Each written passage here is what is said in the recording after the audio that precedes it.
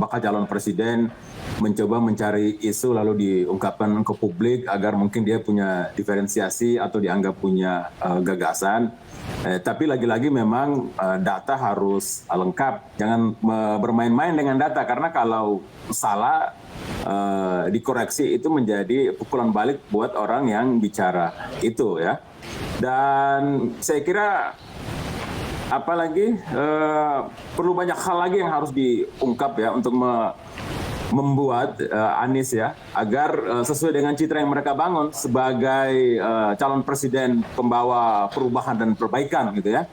Saya melihat sih itu yang belum dieksplor, itu yang belum diungkap ke permukaan ya. Masih malu-malu kucing. Padahal mestinya sekarang ini harus sudah menyatakan dengan tegas. Misalnya legasi paling besar Pak Jokowi kan IKN nih. Mestinya Anies sebagai calon presiden yang menggaungkan gagasan perubahan dan perbaikan harus bilang saya nggak setuju itu IKN dibangun, itu menghambur-hamburkan anggaran misalnya ya. Tapi itu juga tidak keluar, masih safety player, jadi masih main aman semuanya sehingga saya sih merasa bahwa ide gagasan dan gagasan perubahan dan perbaikan itu demagogi dan ya lip service saja karena belum terlihat di mana bedanya gitu, di mana keunggulannya, di mana diferensiasinya ya, di mana harapan baru yang sedang dibangun oleh mereka. Itu saja. Soal peruntukan jalan tol yang dimaksud itu kan jalan berbayar. Kenapa? Soal peruntukan jalan tol yang dimaksud tadi bahwa Pak Jokowi dianggap membangun jalan tol yang pada prinsipnya adalah jalan berbayar lain sebagainya. Ya itu memang harus, itu kan biasa saja di banyak negara juga ada jalan berbayar, ada jalan tidak berbayar. Karena memang kan bangun jalan tol kan bukan anggaran yang murah ya. Itu besar, dibutuhkan anggaran besar dan konsepnya itu baik untuk memajukan perekonomian kita ya, karena biaya logistik jadi betul-betul murah, jadi betul-betul efisien, harga komoditi kita jadi kompetitif. Kalau tidak itu justru menurut saya kapan kita majunya dalam hal membangun jalan tol. Jokowi benar. Memang yang jadi masalah dalam masa kontestasi kayak begini adalah orang karena kepentingan politik mencoba menjatuhkan pemerintahan sebelumnya, mengangkat pemerintahan yang lain atau sebaliknya gitu ya. Nah ini yang tidak saya kurang setuju ya. Menurut saya sih setiap pemerintahan itu semua membangun ya. Misalnya kalau dilihat sekarang jalan tol Pak Jokowi lebih panjang dibanding PSBB. Tapi ada jalan tidak berbayar kabupaten dan provinsi misalnya PSBB lebih panjang. Saya kira jika itu disinambungkan, semuanya itu akan menjadi sebuah penjumlahan antara satu pemerintahan dengan pemerintahan lain yang menambah kemajuan negeri kita ya. Menurut saya sih calon presiden sekarang ini tidak lagi harusnya sama mereka beradu gagasan, misalnya Pak Anies, Pak Ganjar, Pak Prabowo, apa yang mau mereka bangun? Pak Jokowi kan sudah kelihatan ya apa yang dia bangun. Nah mereka apa yang mereka bangun? Itu yang harus diperlihatkan, dipertontonkan ke rakyat. Saya bergeser ke Bung Hensat. Bung Hensat, kalau disebutkan tadi pun kalau cari panggung itu sah-sah saja. Tapi pada akhirnya disebutkan data yang diambil ataupun diadopsi itu tidak akurat lain sebagainya. Bagaimana jawaban Anda? Yang pertama, kalau saya lihat kemarin itu dia bukan nyari panggung tuh Bang Abraham, dia memang ada di atas panggung tuh kemarin, jadi nggak cari panggung lagi dia.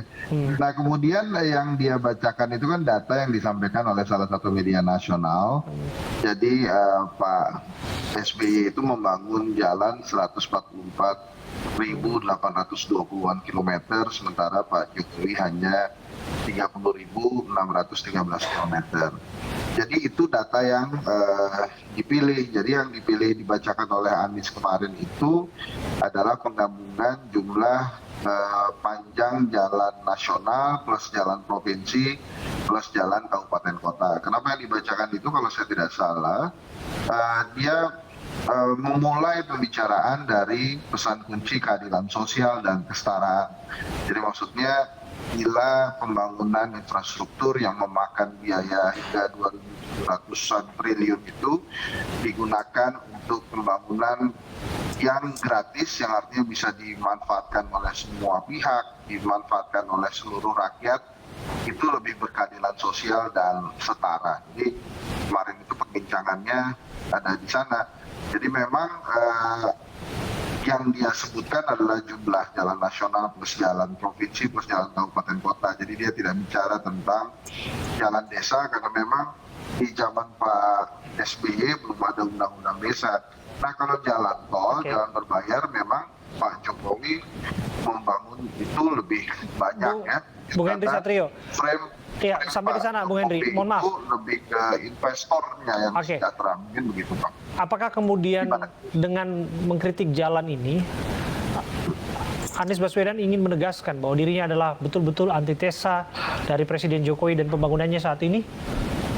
Oh, kalau itu setiap presiden 2 periode dimanapun, tidak hanya di Indonesia, termasuk di Amerika pun begitu, bahwa pesannya adalah perubahan. Jadi pada saat Pak Jokowi maju melawan Pak Prabowo, untuk membedakan dia dengan SBY pun pesannya adalah pesan perubahan. Sama misalnya seperti saat Obama mengalahkan George Bush Junior, itu juga pesannya adalah pesan perubahan, change, yes we can.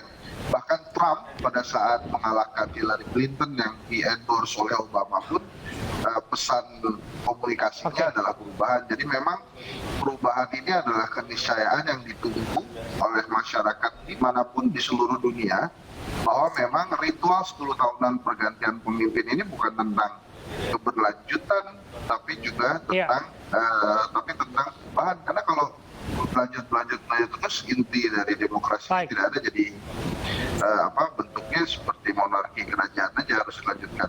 Oke, sayang sekali waktu kita terbatas, Bapak-Bapak. Sekali lagi terima kasih atas waktu Anda, Bung Yusuf Lekaseng dan juga Bung Henry Satrio.